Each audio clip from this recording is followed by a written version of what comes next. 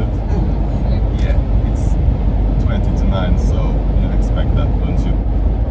As I was saying, this was a bit of a smaller one because we are going to Saragossa, then Girona, then Barcelona, and some cute places like Tossa de Mar, Sitges, you know, just get to know some of the places we didn't last time we went to Barcelona. The car, it's not the 147, it's not the Rover, which, spoiler alert, is leaving the fleet. If you follow our videos, it's not the XM. It's a new car that I bought not even 2 weeks ago. This is a BMW e39 523i Touring, and the e39 is a car that I've always liked. I've owned one for 8 months back in 2018. Unfortunately, it came with the wrong engine. It was a 25 TDS, and although it didn't go badly once in the open road, it was a bit lethargic. And of course, yeah, it was a 6-cylinder engine, but it was an old diesel, so it was not very smooth. It's a petrol engine. It's a creamy M52 engine, which makes me very happy. But there's also another difference. This one is not a 4-door saloon. This one is a touring. It's sometimes cool to be able to just put stuff in the trunk without having to play a game of Tetris every time you leave, or our bikes if you want to go somewhere.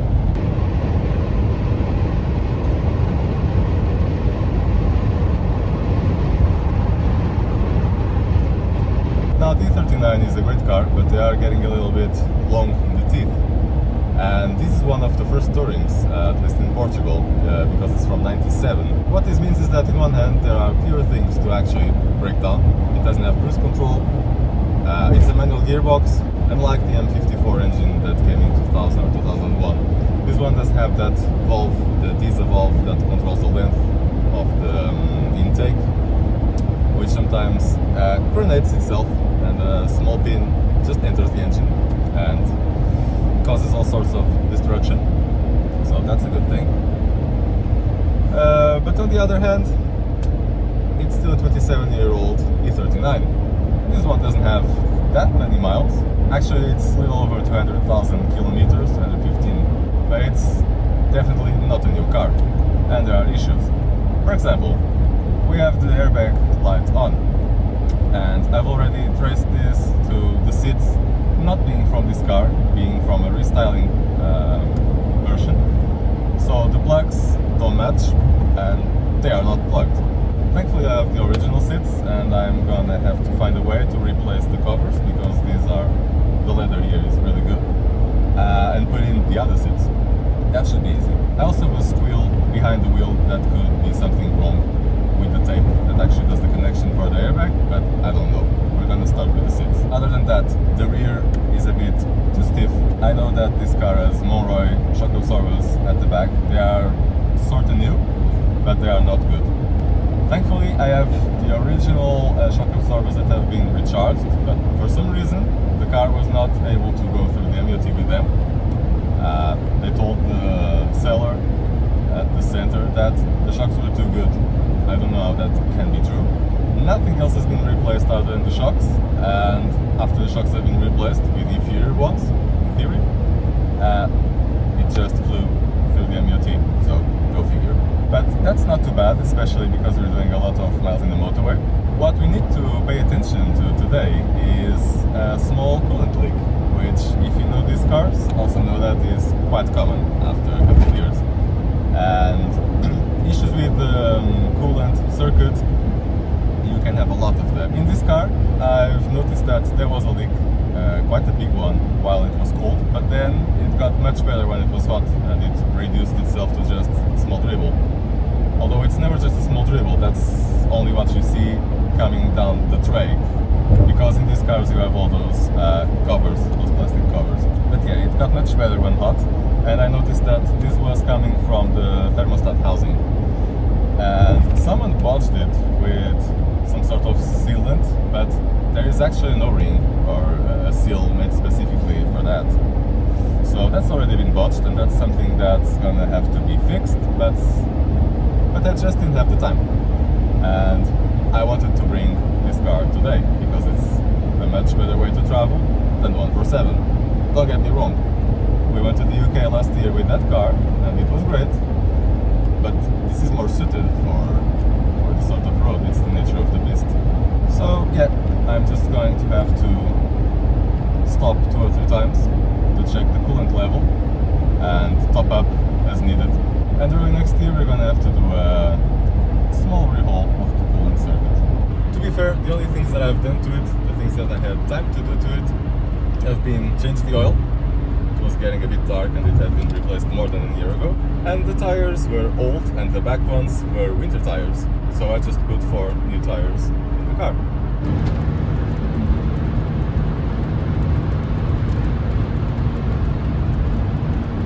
Whoa, that's really low at the back. Really low. What's happening there? Anyway, the sound situation here, as you might be able to listen to.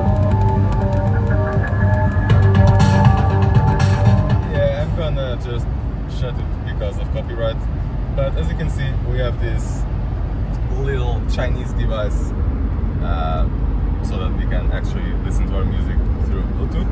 But quality is not that great, you know.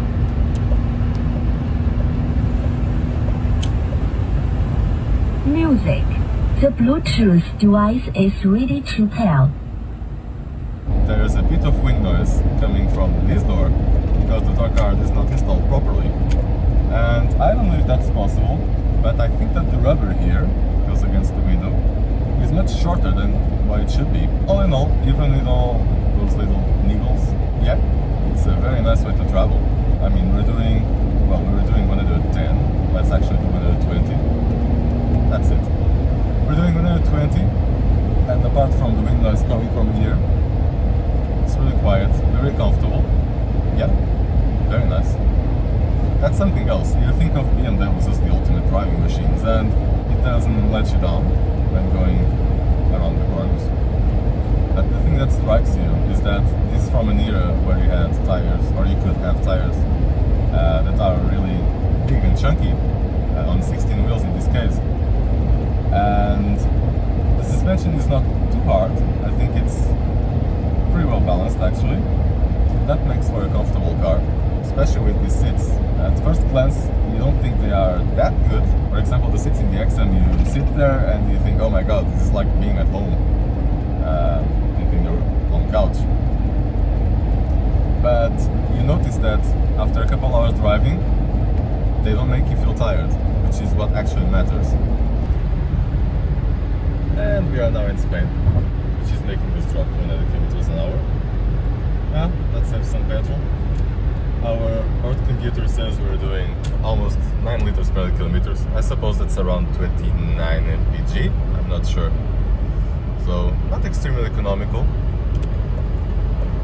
I would expect a bit better, to be honest, from this engine.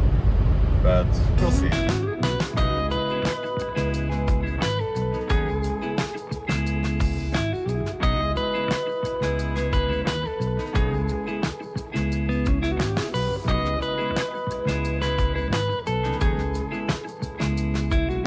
Already noticing that harshness from the back, which I hope is just the shock absorbers because I already have the other ones, and they are actually easy to replace because the assembly is independent from the springs, so it's just a matter of doing the bolts at the bottom and at the top. You really expect better from an e39.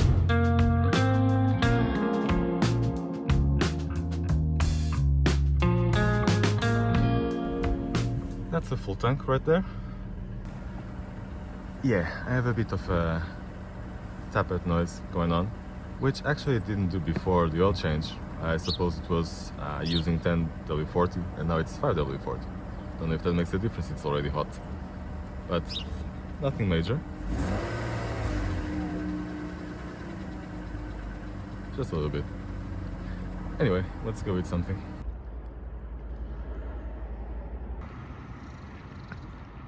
Okay, so let's see if we have lost too much coolant. Well, I'm actually not opening the cap now because it's still too hot, and supposedly if you open it while it's still hot, air can get in and create a pocket of air in the circuit. I think we still have quite a bit. Maybe I'm gonna let it cool for a longer time at lunch.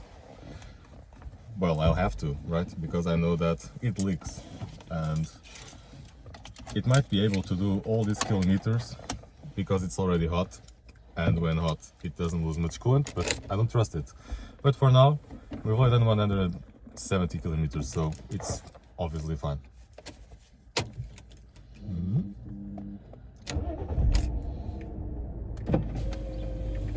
That's a smooth operator, that. Okay, now we're entering the motorway again. And we can give it some beans, just a little. Sounds very good, doesn't it?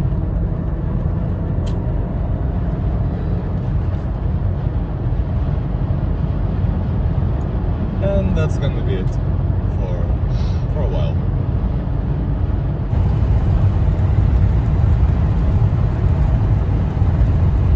When you go at 120 kilometers an hour already and you put your foot down, you feel it pulling and pulling and pulling. I mean, we're already doing 140 and I have to slow down. And I can only imagine how 20i touring deals with some situations like a trunk loaded with luggage, 5 adults on board, going uphill. It must feel a bit short. And we have arrived at Mercadona in Valladolid. We're gonna grab something to eat. Well, I just checked the coolant and it's actually basically as I left it when we left, which is surprising, but yeah, it probably makes sense because the moment when it loses some coolant is when it's cooled, and it's been running non-stop basically, with 1 or 2 quick stops since we left home. So that might be the reason why I don't see an issue. And the pressure was okay in the circuit actually. The car has been stopped for 30 minutes, 40 minutes. It's still at some pressure, but not much. There was no oil in the coolant. So yeah, I suppose we are good. Let's see if this ticket works.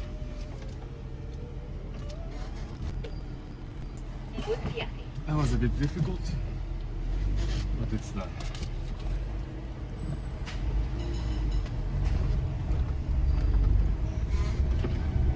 Yeah, that sounds a bit annoying.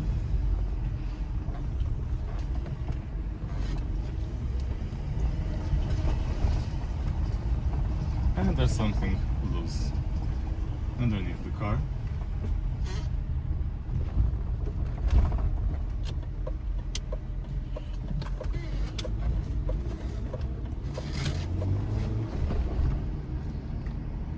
Marvelous! Look at that. Is that a Renault 11 or is it a 9? I never know. But it's in very good condition. Not perfect, but quite good. It's a 9 GTL. Hoy les desea feliz Navidad. Consulerías Miguel en Marqués del...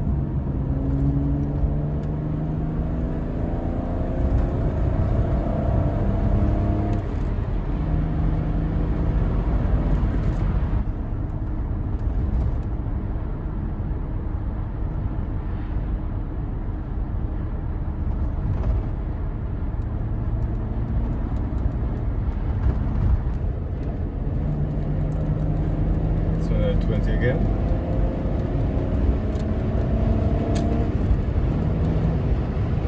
Because of those slower roads, the board computer is now showing just 8.1 liters per kilometer, which is great for this car.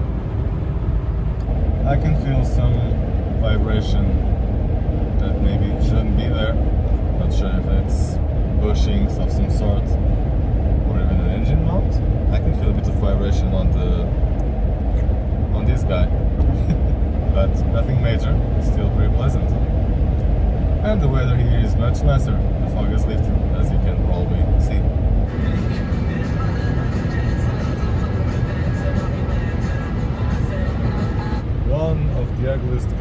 exist. It's Catalonia. It's terrible.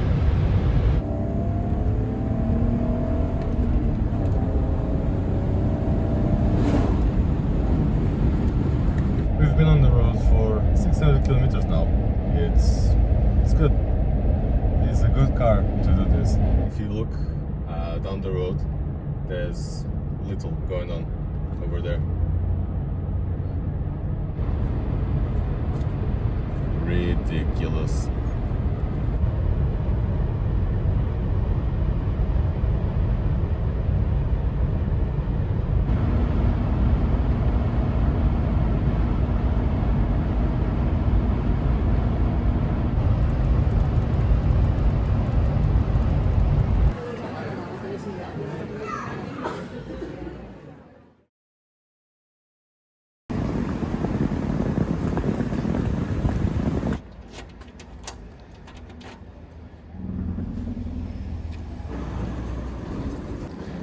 Goodness, it's still parked in the same place. The advantages of all 39 tourings is that you can actually open just the glass.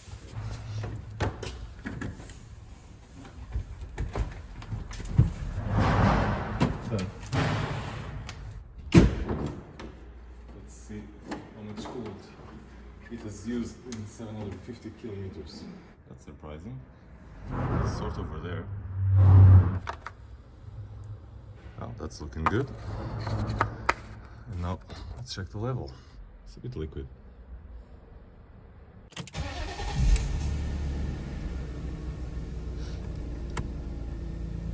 Good. I think we're going across Delicias train station.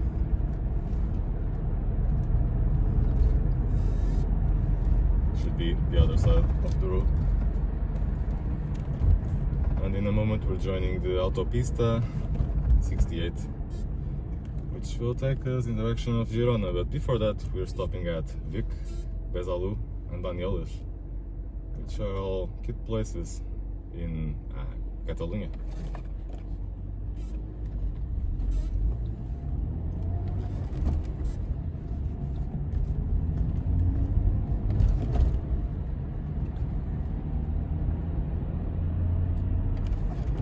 This engine is really creamy.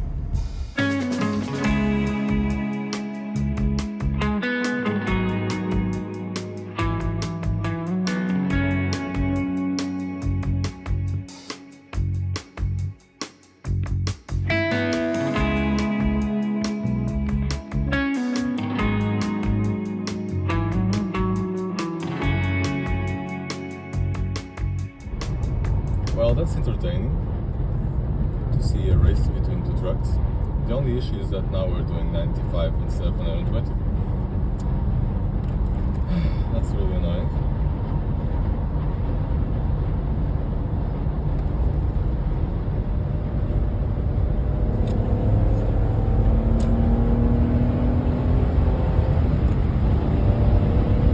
Goodbye. 130. The yellow light has just come on, because we dropped from 100 kilometers in terms of range. And yeah, we're not gonna make it to Vic, so we're just gonna stop before. Petrol is a little bit more expensive. This was a self-service petrol station, which means there's no one there. You have to pump the petrol yourself, and you pay with a card. The instructions were all in Catalan, and you didn't have the option to select English. So, good luck if you don't know Spanish and you don't know Catalan.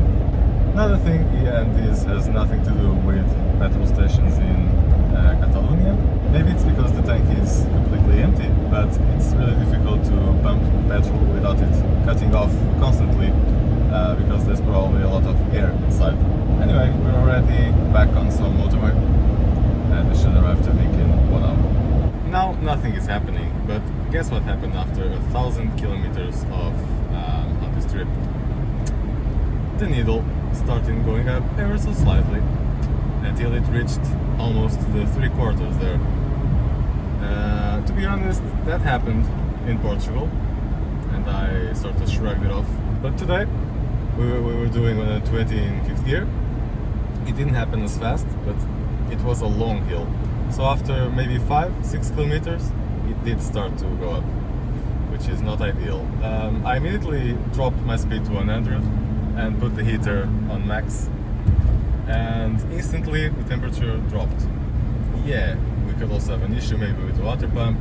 Another thing that I hope that's not the case, could maybe lead to this, is as we are demanding more from the engine, if there was some sort of issue with a gasket leak or even a cracked, ever so slightly cracked cylinder head, some compression could leak and cause this to happen. Not sure if that's the case. I don't want to start there, so we'll see how it goes. We can go a bit faster actually, but we're still taking it slow. And we're gonna stop in 10 minutes. I mean, no point in doing it now because it's still doing hot, so we still have coolant. We really don't have a place to stop, and the car is already running as it should. So we'll see when we stop if everything is looking okay. Yeah, it's already a bit dirty, but it's here. And now we're gonna have lunch because we are very hungry. Oh no, it's another Sangyong Rodius. Very nice. Still in use. Now it did drop a bit, but that's not terrible. We're leaving Vic, and I've checked the coolant before leaving. And yes, this time it used a little bit of coolant. But we're not talking about too much. It was basically this quantity in the coolant neck. So yeah, could be worse. Remember, this was what it used for more than 1,000 kilometers, so it's way better than what I thought. And I headed to Besalu, which is a 15-kilometer trip, I think. And this time we're not going down the motorway, so we're taking it a bit slower, which should help fuel consumption. But actually, the car is not much more economical here than on the motorway. I've already calculated the fuel consumption for the first tank, and it's 8.2 liters per kilometers, which is pretty good, and actually very close to what the board computer was saying. I mean, it was already referring to the first 150 kilometers before we actually filled the tank in Spain, but yeah, it's just a 0.2 liter difference, so it's very precise.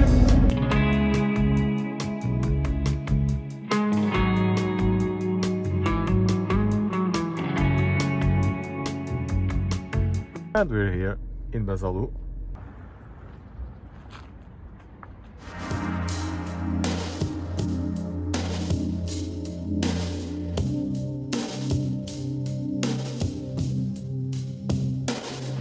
Very cool, the lake, but now we're going to Girona.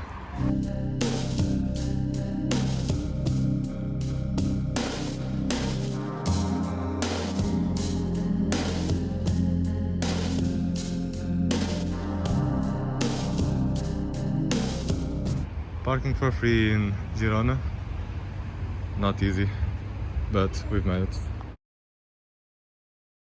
Good morning. Most people think that Spain is just warm in general, but if you have a quick look, maybe at that windshield, it's really cold today. It's probably near zero now. Yeah, no luck.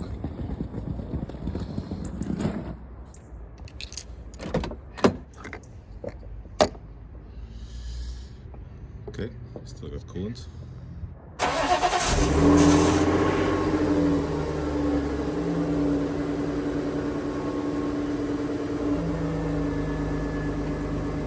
There was a German guy over there that was better prepared than me because he actually had a scraper.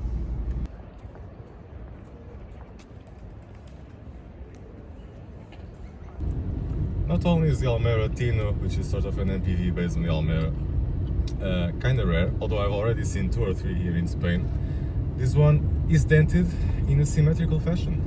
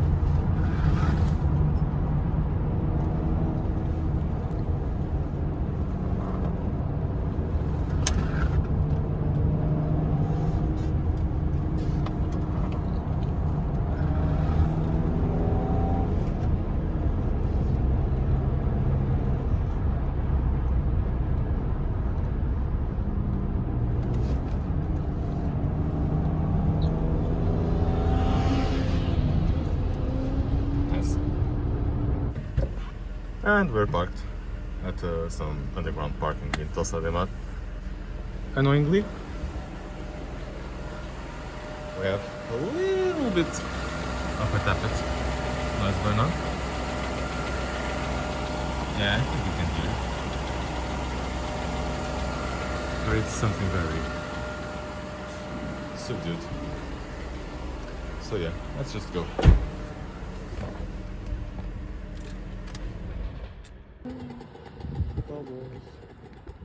After that cute road going to Tossa de Mar, we're actually back on the motorway. This time it's the AP7 going to, well, it's not exactly the center of Barcelona, but it goes to Barcelona.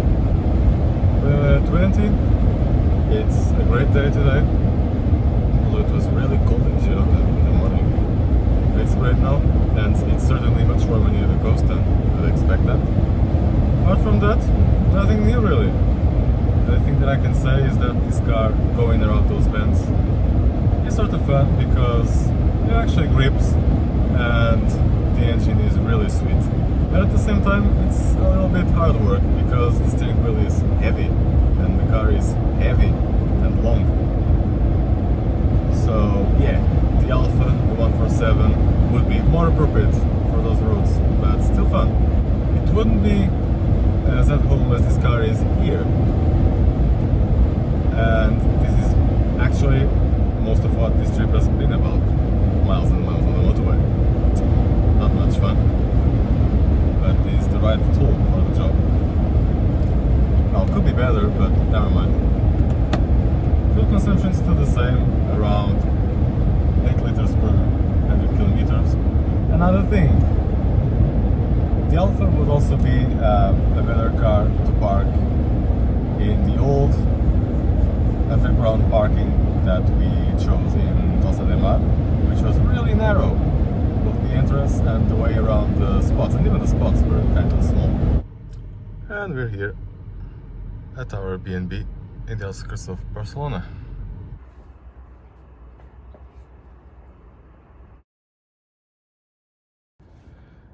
Another cold day in paradise. It's near zero, so I guess that should be normal. It has been idling for 1 minute, or not even that. 3 minutes in, and the smoke is gone. Let's go.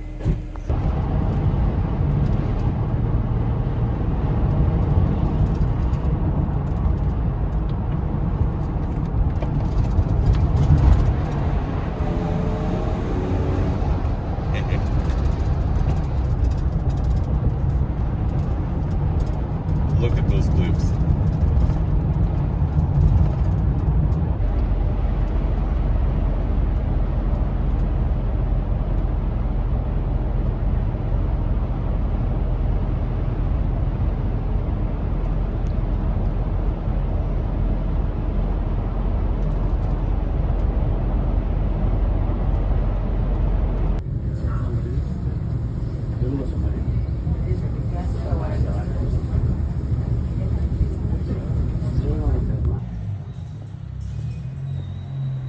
Seems I'm always behind an I-10, but well, we're actually turning here, so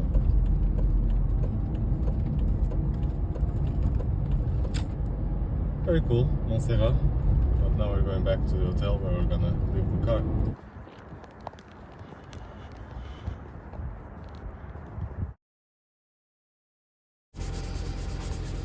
Pretty cool? Yes. Beautiful.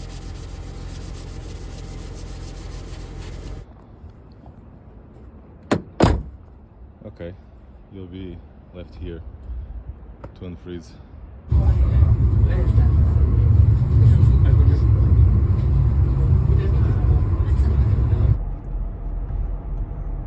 And we're finally leaving Barcelona, or to be more specific, the parking lot adjacent to the San Juan station. It's also near RTV, which I think is a public Spanish channel. And I think that's where a couple nuns were actually heading for some sort of interview, I suppose. They were all on the subway. It was fun. Anyway, this is now the AP7 that we're taking for now. Let me just check. I think we have to turn here. Yes. I don't think the entire traject to Sitges, how do you say it, is going to be on the autopista. But yeah, that's where we are now. It was really cool in the morning, and now it's 20 degrees, but the sun is fierce. Which is why I bought some El Cheapo sunglasses in Barcelona. Since we've used the BMW as a shuttle vehicle between the B&B hotel and the train station, and it's just a 3-minute drive or something like that. Fuel consumption has suffered a bit. The car was actually good. Even so, it's still showing 8.1 liters per 100 kilometers. Everything's going well as I could have imagined, given that I already knew there was a coolant leak and that I only changed the tires and the oil.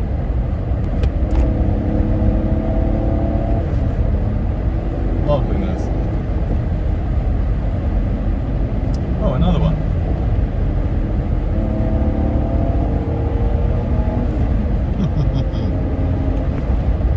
Okay, there's yet another tunnel. 3, 2, 1.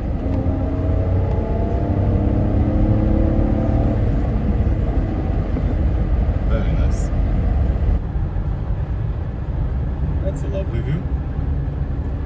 And I think we're actually going to see that from a bit closer now. And we have arrived.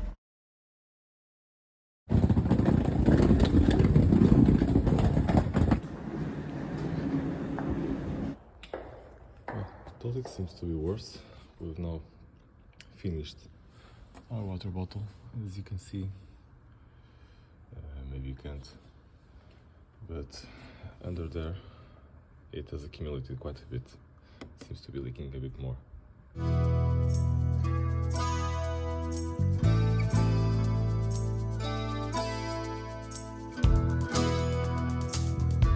Okay, we're off. And now entering the motorway.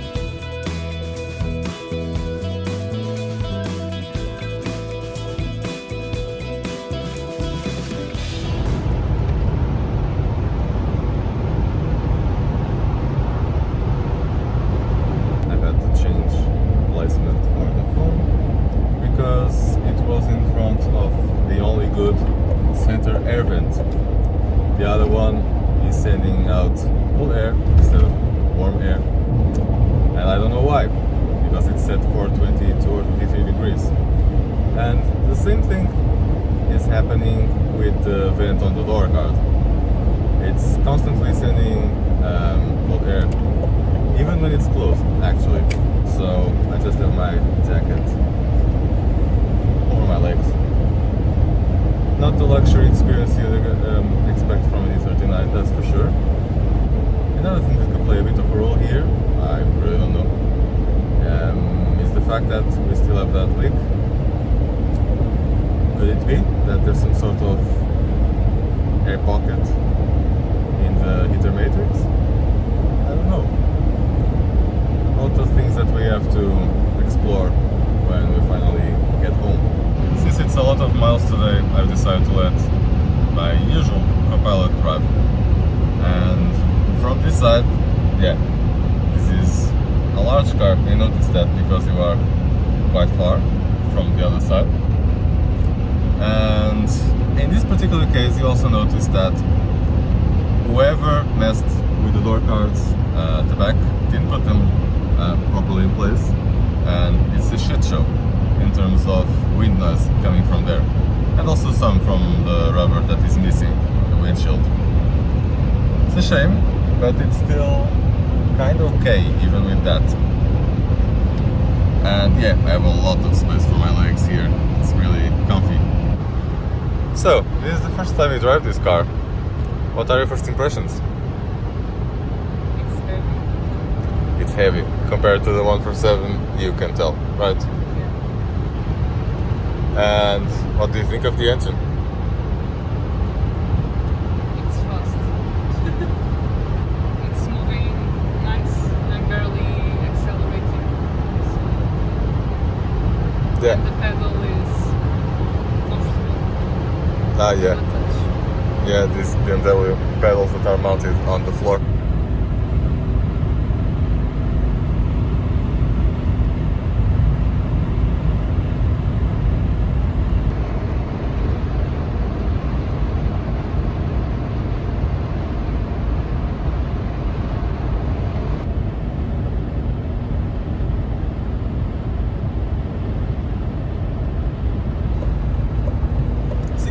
Until we reach a cheap petrol station where we can actually fill the tank, because we had to stop at a more expensive one and we just put 6.2 liters, 16 kilometers, now 15 actually, and we have 43 kilometers of range. It should drop a little bit once we enter the city, but I think we are still safe.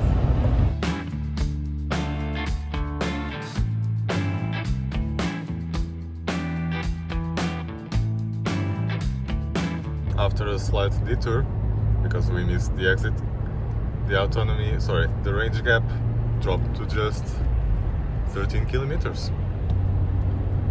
Will that be enough? Well, even if we don't get there, it's not gonna be difficult to take the petrol to the car. Nah, I'm kidding. We're gonna make it.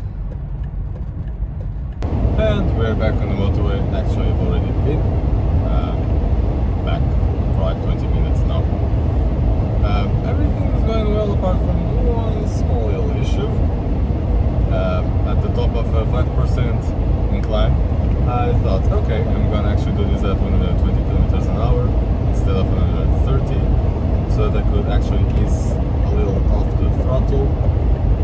But still, at the top of the hill, I noticed that there was a very slight movement to the needle. I was actually not sure, but then I saw it immediately go back to the middle, just like a little bit. Didn't even get near the 3/4 mark.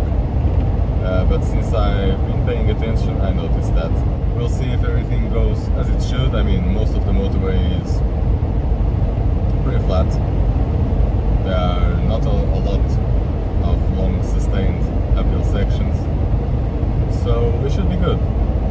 But whether you should do it, it's a completely different issue. Anyway, we don't have other stops that we really need to make.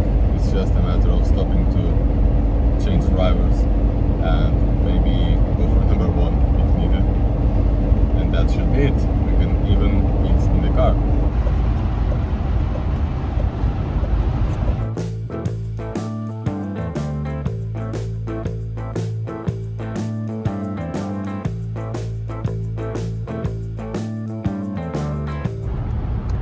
Let's do something interesting, which is in gear acceleration from 60 to 100 kilometers an hour in fifth.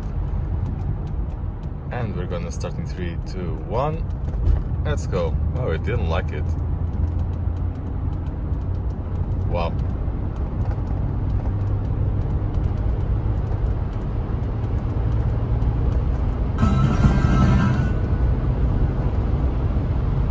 That's it. Not exactly quick, but yeah, it did go. And it also didn't like the way I suddenly put my foot flat on the floor. Yeah, we have to have a look at that.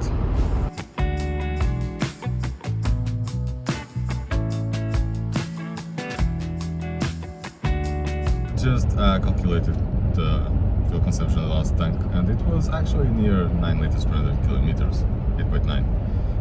Which actually makes sense, although I was a bit surprised. I was surprised because I was looking at the average since the beginning of the trip. But if you consider that in the last tank we've actually needed to enter some urban areas and we used the car as a sort of shuttle between the hotel and the train station, yeah, it makes sense that it would use more fuel. So, nothing wrong with that.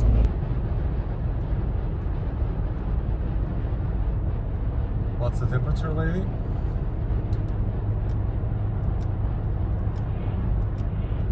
Yeah, minus 0.5 degrees.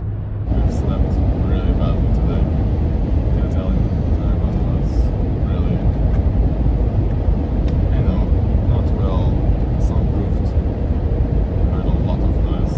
It's in total 10 hours driving. Of course, I'm not doing the entire 10 hours, but it's still tiring. Anyway, you already see Portugal in the road signs, and it's just 130 kilometers before you get to the border. Okay, this needs celebrating.